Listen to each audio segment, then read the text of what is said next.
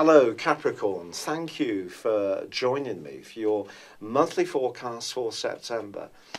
A month when your communications are going to be so very important. You're going to be experiencing some very vivid emotions and sensations, particularly when it comes to communications, conversations, perhaps enjoying film or theatre, anything which arouses your senses in a more intellectual way is going to excite you.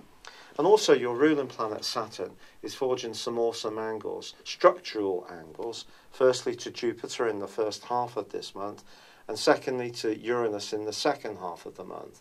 So it's possible that both your goals and ambitions and also your home situation can be influenced by the knowledge and the conversations that you have. The story of this month begins with the Sun in the sign of Virgo, which is very good for you.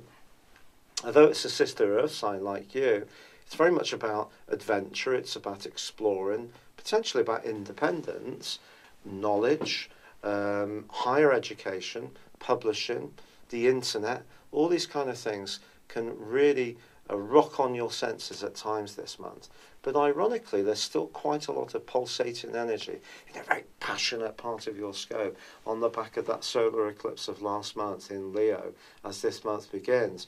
And one of them, Mercury, is in retrograde through to the 4th.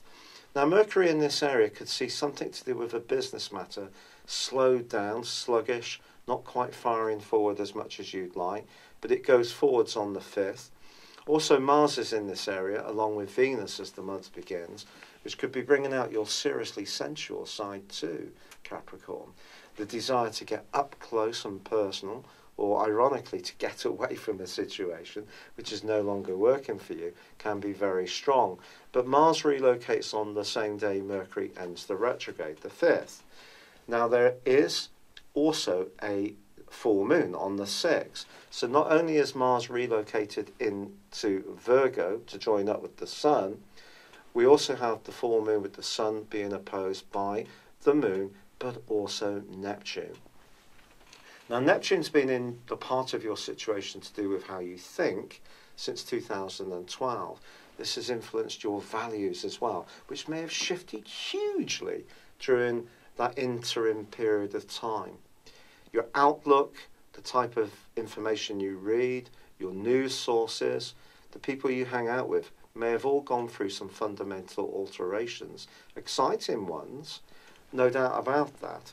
But this is a full moon that does require some care, because if you're communicating about anything this month to do with contracts, agreements, or firm nitty-gritty issues, the swirling mist of Neptune can distort the reality only too easily. Just be conscious of that, because ironically the Sun forges an amazing angle to Pluto from the 5th through to the 12th, and Pluto of course is in your sign. So if you're wanting to go through some kind of transformation, either at a deep spiritual personal level or in a more practical sense of widening your horizons and having a much more exciting and varied existence, that's a fantastic aspect to embrace. But as ever with Pluto, we kind of have to let go and go with it, and sometimes it means letting something go away from our life in order to gain something new. So there's an evolution as part of the transformation. If you're philosophical about this, you can really surf this magnificently well. Mercury goes forwards, however, and this is going to help you to grapple with those financial issues which perhaps were a bit bogged down, and through till the 9th, a great opportunity to get things much more shipshape and businesslike in the way that you truly like, as long as that full moon is not affecting your reality too much. Then on the 10th, Mercury relocates back into Virgo, where it left, or where the retrograde began, on the 11th of August. By the 19th, Mercury returns to that same point. So if there is something to do with a contractual negotiation that has been blocked, or something hasn't been moving forwards at the speed you would like, by the 19th things can be perking up. But Venus does retain its location in Leo through to the 20th. This is a hot, hot location for this planet, and it could lead to some very intense magnetic connections, perhaps with one person, perhaps with more. Don't be surprised if your love life is perhaps changing, you're much more attuned to new people. You can essentially be a very conservative person. Now, conservative with a small c, of course, but in terms of the things that you really hold dear, you tend to hold them very dear. But I think you're being pushed to step outside of that, and there definitely can be some excitement if you are open-minded. Then Venus moves on to the 21st into Virgo, which is wonderful if you're going to be travelling, going on holiday. It's going to be joining up with Mars, and this could see you attracted to someone who's very different cultural background, different educational background, someone who just sees life in a very fresh way. They may have different ideas. It could be a friendship. Something can truly inspire you at the end of this month. But with Neptune in opposition to Venus and Mars, again, it's about evaluating the reality. Is it as firm as you would like?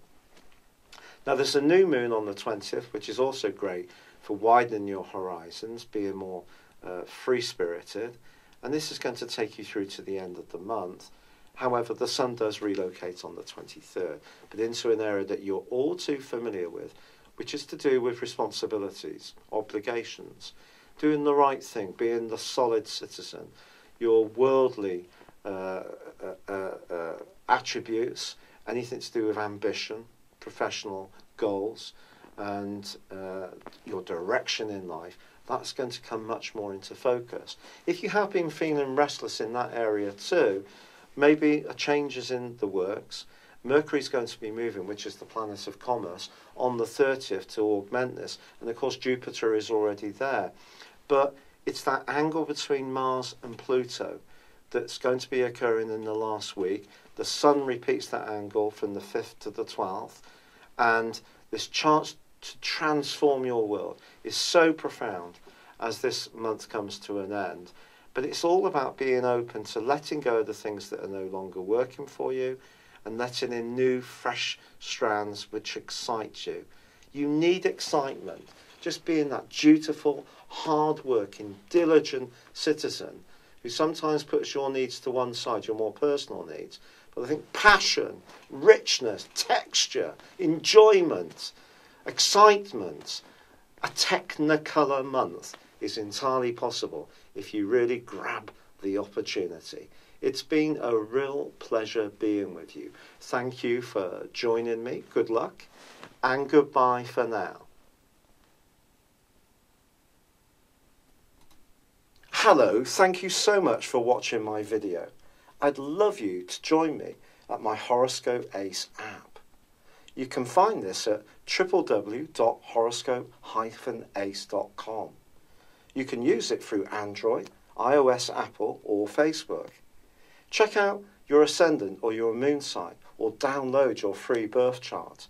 There's all your favourite videos, plus there are daily, weekly, monthly and yearly horoscopes for general, love, Chinese and Indian astrology.